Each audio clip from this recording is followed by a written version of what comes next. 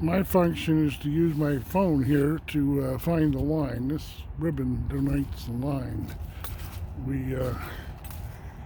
I'm done finding the line, so I'm just walking back to the van, and he's gonna mark the trees in this area over here. This is a very marginal lot. It's nip and tuck whether we'll even bother with it. There isn't enough wood here to overcome the obstacles of doing it. It's marginal at best. And we're dealing with a new logger that new to the company, and I'm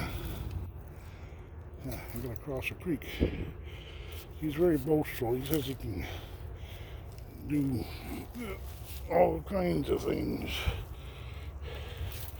But there's a limit to what you can do. We have a big river back there that he says he can cross, and we looked at it, and most of us pretty much determined that it's uncrossable. It just can't be done. Yep. A lot of days, this is how I spend my day. I go out and I find boundary lines, and I walk them. I bring along my walking stick, and I walk the lines. Following property lines is very important when you're logging, because we're dealing with quite a bit of money. All this nice timber up here is the neighbors, the abutters, and we wouldn't want to be A, taking his trees, B, even driving on his land without his permission. But, somebody else has been here marking property lines, and there's a ribbon he left. But I make the line back up here by this very big tree that it's an ash. It is a dead ash. But that's on the property line. That beech is on the property line. Both of those beeches.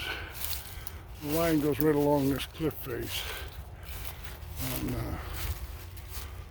yeah, with these modern day GPS telephone gizmos, the English can find things in the woods that before we'd just be depending on penciled maps and that.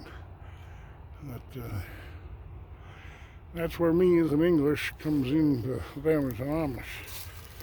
They use me and my technology to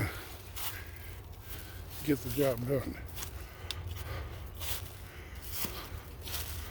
This lot here has some famous timber on it. Red oak. That one there's a rock maple. That's a sugar tree right there. And red oak times 3, 4. Red oak times 4. And the sugar maple behind it. Part of this job is knowing what you're looking at, knowing the value of the timber, and finding the timber, finding the property lines, and then knowing what you're looking at when you're walking it. But beech tree, beeches are the ones that you can write on, and right on the bark because it's smooth, and then no, this one's not written on. There's one in here, got a bunch of, oh, here it is. Quite often lovers will write their names on a beech tree, because this is the way it manifests itself over the years. It would have been nice if we left a date, but 75. Yeah. 1975. So, there you go. This tree has some issues. Alright, I just wanted to show you what I do in a day. The Fredericktown Homestead has several hundred acres of timber, but it's been logged off. We can go in there for firewood once we get a vehicle.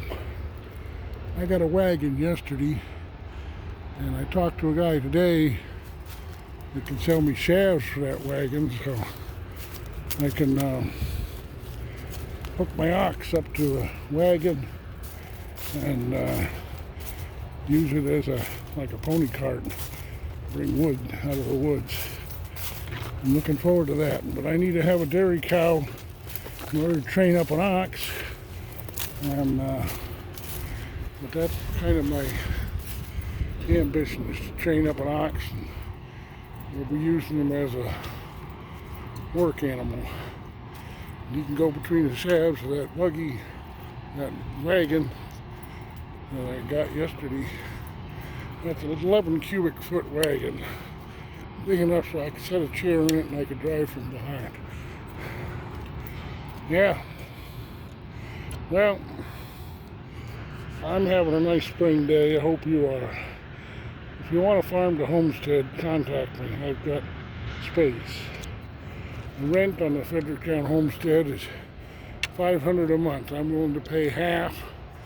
That leaves you with $250, and we haven't paid any rent so far because we've been working off our rent, working on the house. But that's the situation there. We got 5 bedrooms, 1 bathroom, rudimentary bathroom, needs a little bit of work. That's all stuff we can do against our rent. Yeah, contact me, jbthemilker@gmail.com, or message me on here and I'll give you my phone number. Hope to hear from you. Well, I guess I'll get this on the web. God bless.